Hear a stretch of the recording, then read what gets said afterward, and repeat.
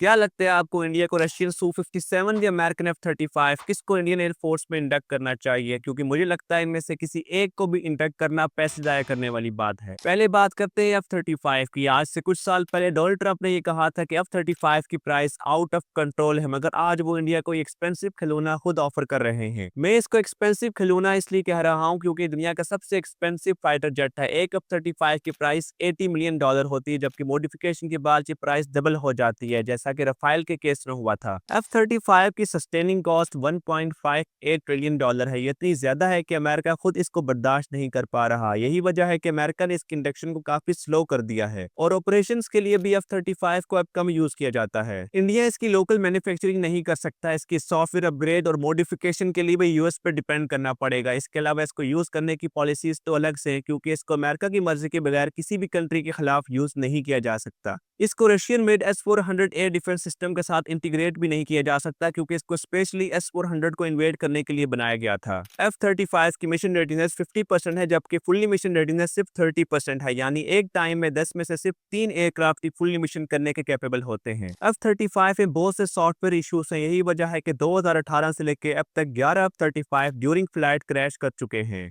मगर दूसरी तरफ Su-57 को बनाने का प्रोजेक्ट FGFA 2007 में इंडिया और रशिया दोनों ने मिलकर शुरू किया था, मगर 2018 में इंडिया ने खुद को इससे विड्रॉ कर दिया था। इंडिया को इसके इंजन और क्रॉस सेक्शन रडार से रिलेटेड काफी कंसर्न्स थे और इंडियन एयरफोर्स के मुताबिक इसकी स्टेल्थ कैपेबिलिटीज और एवियोनिक्स इतनी एडवांस नहीं थी जितनी इंडियन एयरफोर्स को चाहिए थी। और अब तक रशिया सिर्फ 40 Su-57 प्रोड्यूस कर सका है, जिनको बैटलफील्ड का एक्सपोजर भी नहीं है। तो क्या इंडिया इस रिजेक्टेड एयरक्राफ्ट को फिर से एक्सेप्ट करेगा? इससे अच्छा तो यह है कि India tens of billion of dollars अपने एमका प्रोजेक्ट पर इन्वेस्ट करे, ताकि इंडिया का अपना 5th जनरेशन फाइटर जेट हो। क्योंकि लास्ट ईयर चाइना अपना 6th generation fighter jet unwell कर चुका है, और अगर इंडिया के पास अपना 5th जेन फाइटर जेट नहीं होगा तो इंडिया 6th जेन फाइटर जेट कभी भी डेवलप नहीं कर सकेगा और 15-20 साल गुजरने के बाद फिर से दूसरी कंट्रीज पर डिपेंड करना पड़ेगा।